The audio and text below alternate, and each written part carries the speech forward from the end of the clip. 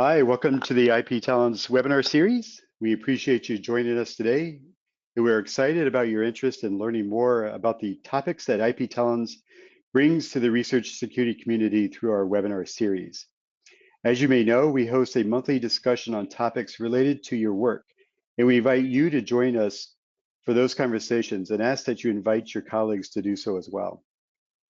Before we begin, let's go over some housekeeping items related to our interactive webinar platform. If you would like to pose a question to the speakers, please do so by typing your questions into the Q&A section of the dashboard. We have moderators who will assist us in raising your questions at the end of the webinar. We will also be looking for your questions throughout our conversation, so feel free to post them as we go through the material.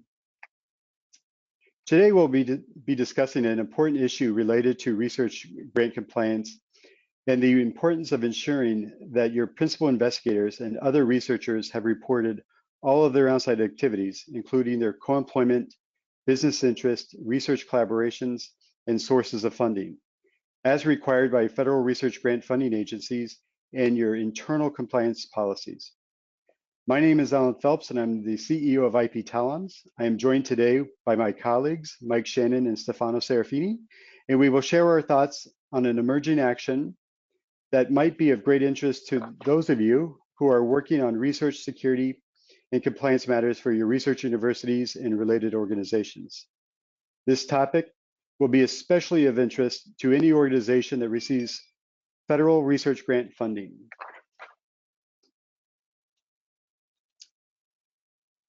As we begin our discussion, it is important to caveat that IP Talents does not have insider knowledge of what federal research grant agencies are planning to do vis-a-vis their research grant enforcement actions, or their policy changes, or other actions to protect their interest in the research enterprise. It is true that we are active in the national debate over how to protect the interest of not only the taxpayer-funded research in the United States, but also to protect the academic and research freedoms that drive our innovation, our collaborations, and best practices of our researchers and research organizations. We do, however, read the tea leaves in what we are observing at the national and international levels on issues related to research security, research compliance, export controls, and regulatory affairs.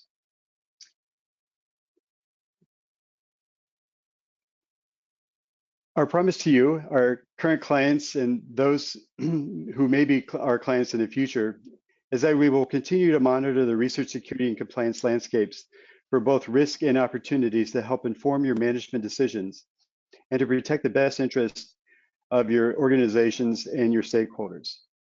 Today's discussion focuses on some observations of the recent community chatter related to conflicts of interest and conflicts of commitment.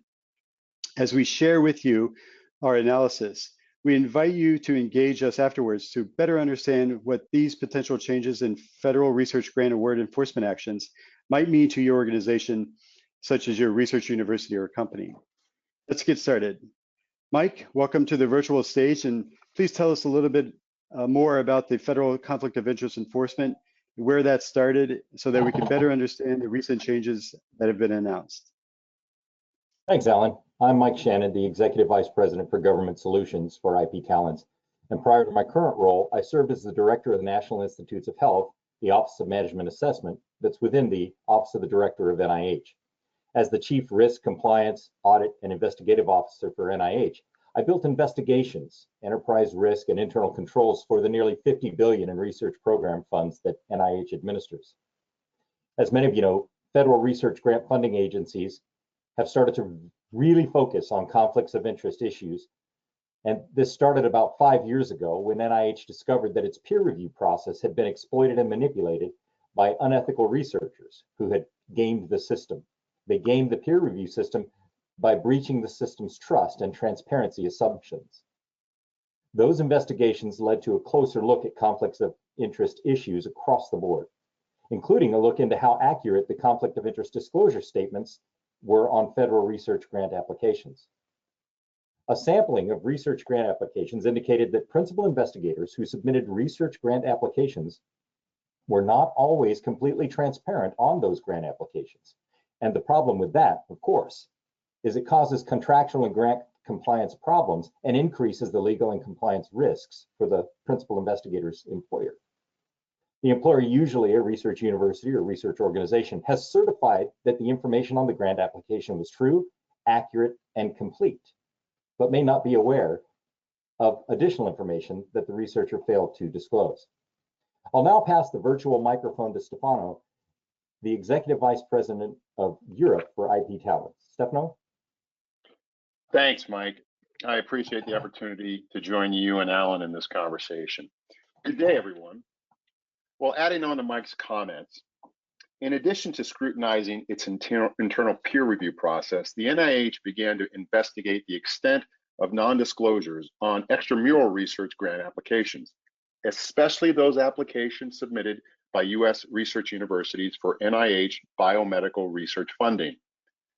In August 2018, Dr. Francis Collins, the then director of NIH, sent his now infamous Dear Colleagues letter to over 10,000 universities and research institutions regarding his rising concerns over the improper researcher behavior. In that letter, NIH expressed its concerns that the non-disclosure of foreign research collaborations and/or foreign sources of research funding may compromise the integrity of the biomedical research in the United States. Dr. Mike Lauer, who leads the NIH Extramural Research Program, followed up the Dear Colleagues letter with his own letters, asking grant recipient organizations to investigate researcher disclosures. Now, these inquiries became known themselves as the Lauer letters, letters sent by the NIH Office of Extramural Research that tasked research universities to confirm whether or not their principal investigators had underreported foreign research interest. Mike, can you talk about what topics the Dear Colleagues letter raised? Thanks, Stefano. I sure can. The NIH outreach to universities focused on security and compliance concerns related to the unreported and sometimes underreporting of research collaborations between U.S. research programs funded by the NIH and other foreign research collaborations or funding. Specifically, NIH highlighted three primary concerns in their grant compliance and enforcement actions. First, the diversion of intellectual property in grant applications or produced by NIH-supported biomedical research to other entities, including other countries. Second, the unethical sharing of confidential information on grant applications by NIH peer reviewers with others, including foreign entities, or otherwise attempting to influence the funding decision process.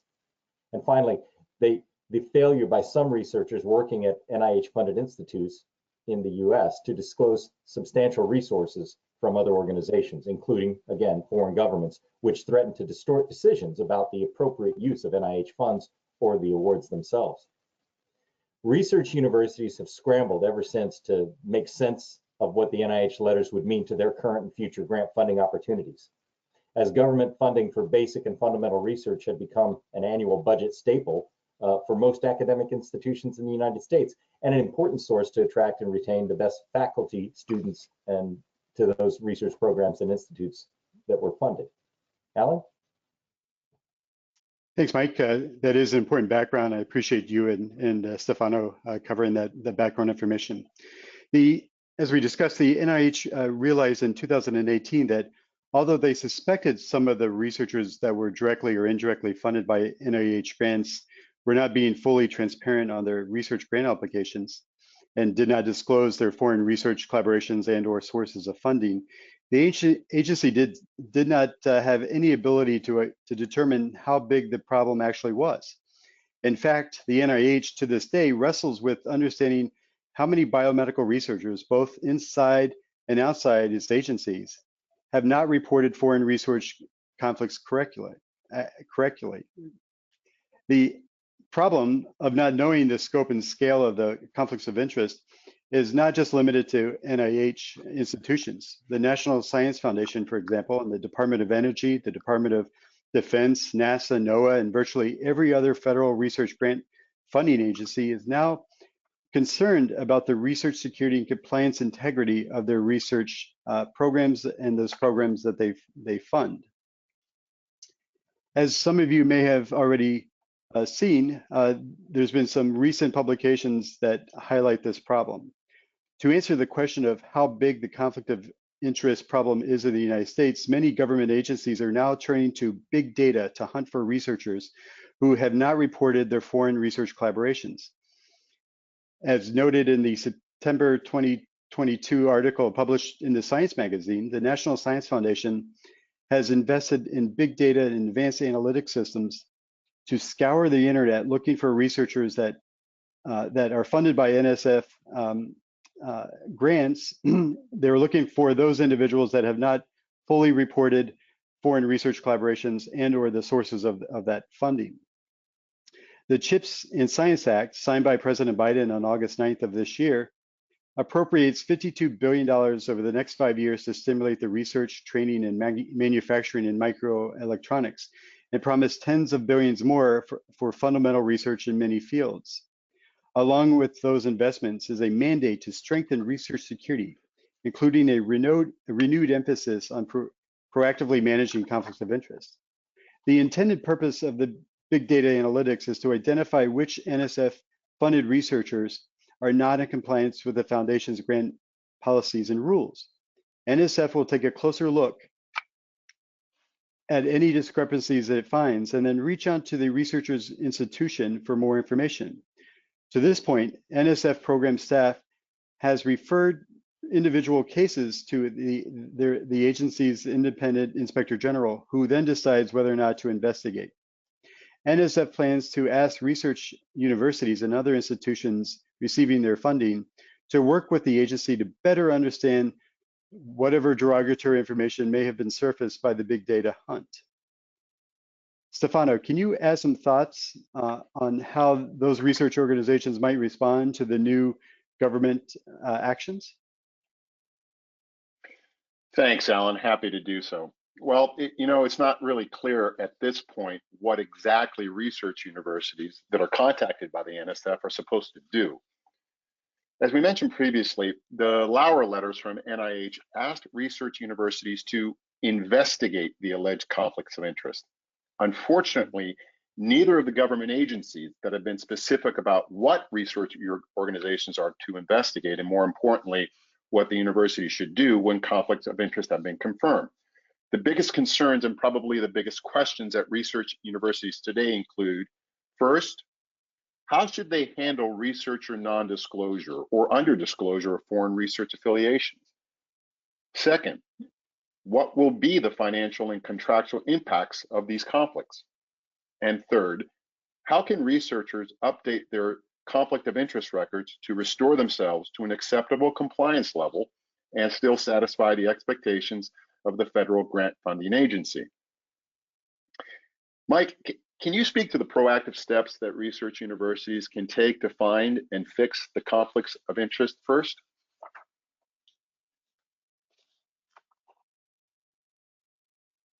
Yes, I can, thanks.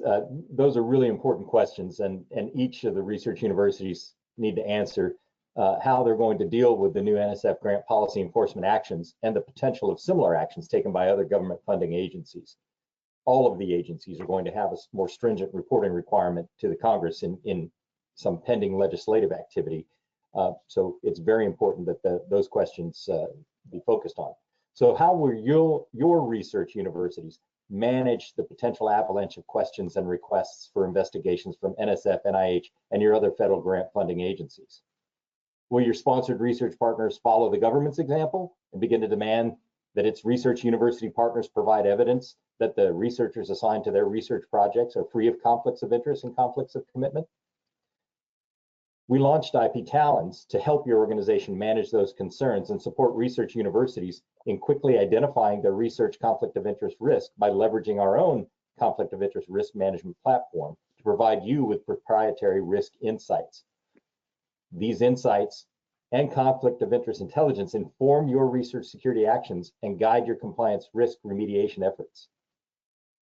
We track over 7 million publications, 7.5 million researchers, and over 75,000 research organizations to identify where researchers may be flagged by federal research grant funding agencies like NSF and NIH. Alan, can you talk about the metrics that IP Talents provides to its clients to help them manage their compliance risks? Sure can. Thanks, Mike.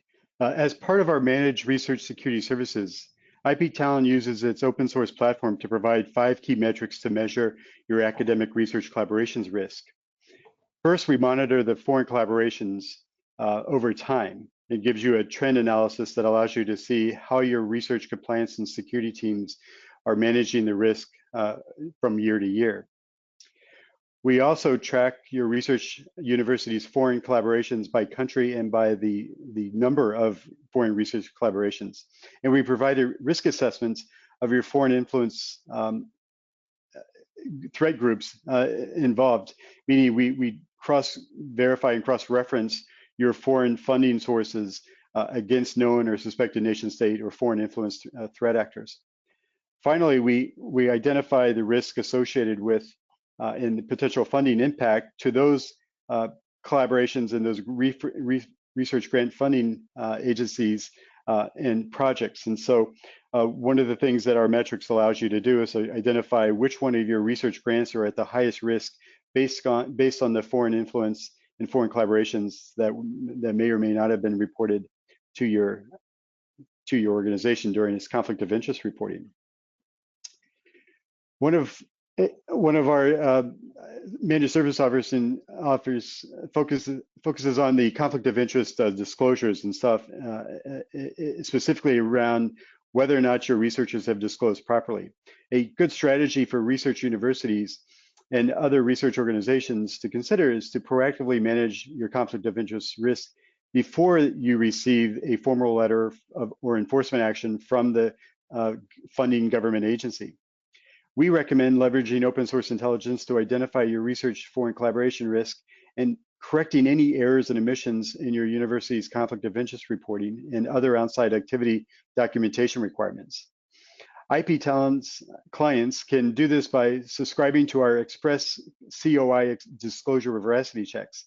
In this managed service, our analysts work with research universities to identify, assess, and correct conflict of interest reporting errors and omissions on reported disclosure forms. We also verify the accuracy of foreign research disclosures on new research grant applications before the research university submits the application to the Federal Research Grant Funding Agency. This prevents future conflict of interest allegations as the data is verified and any errors corrected before the grant application is submitted for consideration to the Federal Grant Funding Agency. The benefits of taking this approach, there are many, including the ability to build trust and restore the researcher compliance trust with the policy and regulatory requirements without the use of an external enforcement or outside government agency increasing the scrutiny. The second is transparency, and our particular service provides visibility into the research collaborations and funding sources, and it promotes a continuous risk assessment and incident management process.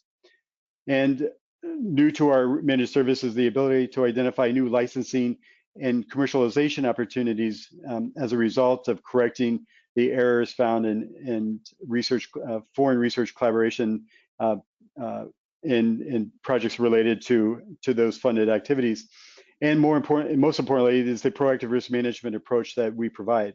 And in this case, we allow our clients and we encourage our clients to proactively manage this risk so that they remain compliant and become immediately compliant with any changing or emerging federal grant requirements that might be coming. And we are partners in your maturity of your research security and compliance program. And we provide you a roadmap to maturity so that you save time and money and resources in the development of your programs. If your research university is interested in learning more, please feel free to contact us for a confidential conversation after this. We'd be happy to connect with you. So with that, Stefano, I know we have about 10 minutes open for questions and answers. If we have any, I'll turn the mic over to Stefano. Thanks, Alan. Well, let's go to the audience and find out. As Alan said, we'd be happy to answer any questions that you might have put into the Q&A section of the chat. By the way, if you've emailed your questions to us privately, we will respond to them shortly. So do we have any questions from the audience? Hey, everybody. We had one question come through a few minutes ago. This individual would like to know, how many unreported conflicts of interest do we typically see or R2 universities? Thanks. I'll take that one. So the question was how many, based on our experience with these type of inquiries, investigations, what would a typical R1 and R2 university expect from a scope and scale? Our experience has showed us that about when we conduct our veracity checks and we compare what was reported to your university and compare that to the open source disclosures in our intelligence platform, we average about between 200 and 300 individuals that have either not reported their foreign research collaborations and or funding sources from foreign sources. So roughly, if you're an R1 and R2 university, you can expect to see about 200, sometimes 300, depending on how many programs you actually have. Excellent. Any other questions from the audience?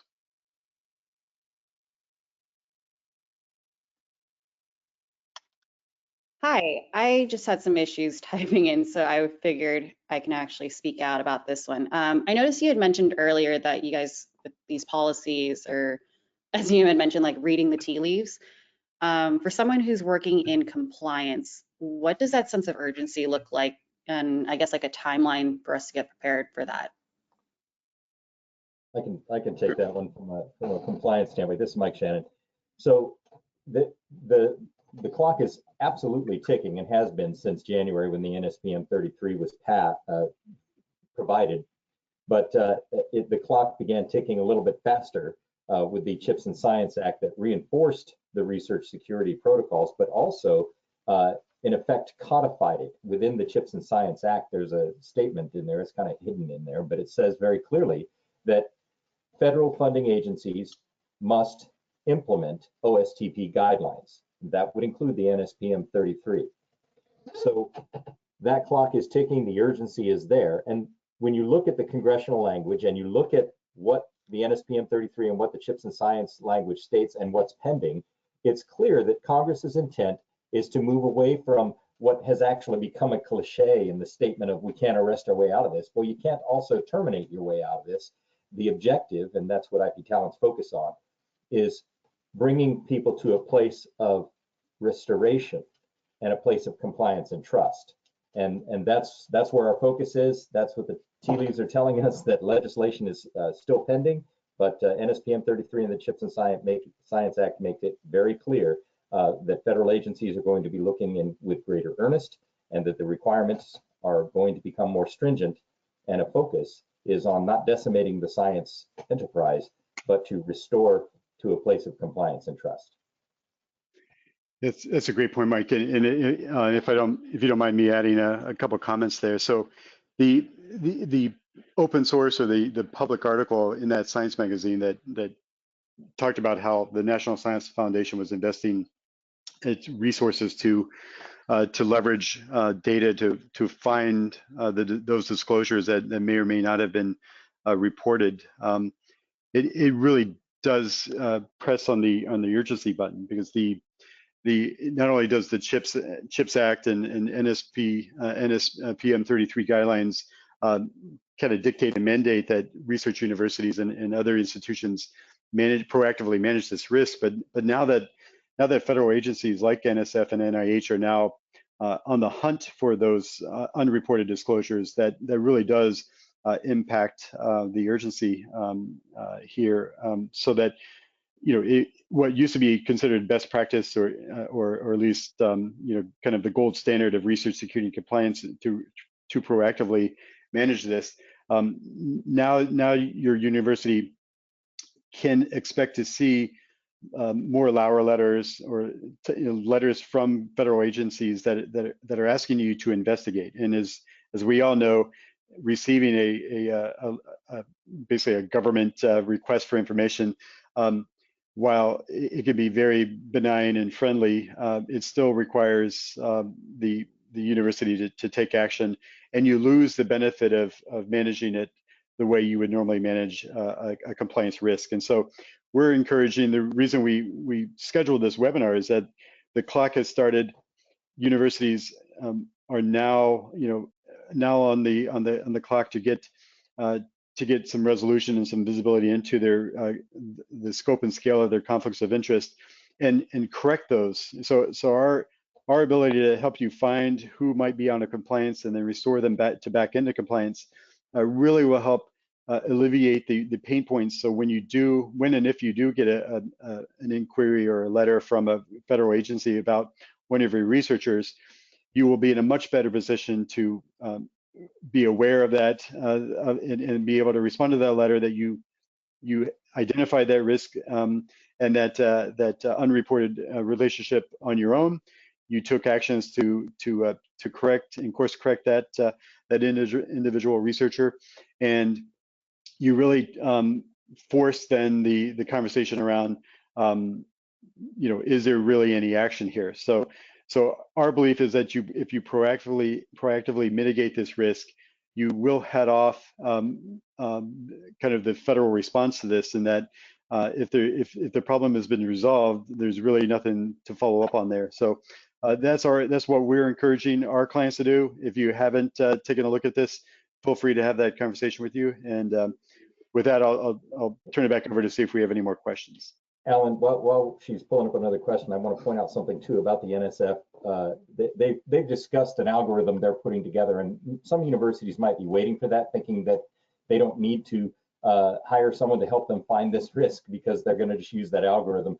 Frankly, it is just that, an algorithm. So if a university or a research agency is waiting for that, thinking that's going to be the solution to their problems, unfortunately, what we've heard from NSF is that you're still going to have to subscribe to multiple data platforms and then also incur the cost of hiring analysts, and it's going to take a great deal of time to do what we're able to do for you in a very short period of time. So I bring that up because that is fresh information beyond the article that was published, that NSF, they've done a great job of pulling that together, and I know the intent is to be of help, but ultimately the cost is still going to be borne. So research entities ought to be looking for the most cost-effective and efficient way to achieve this level of compliance, to do, as you said, be able to respond when they get a letter like that, that yes, we've already identified that risk because we're proactive, and thank you for your time.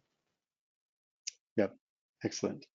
Stefano, do we have any more questions come in from the moderator? Yeah, first of all, thanks to you, and thanks, Alan and Mike. Those are excellent questions and very informative answers. And I think the key takeaway for both of those is the need to be proactive and get ahead of this, as opposed to waiting for things to happen. Do we have any other questions from the audience? Okay, well, if there are no more questions, this will conclude our webinar. We want to thank you for your time and interest. Mike, any final comments?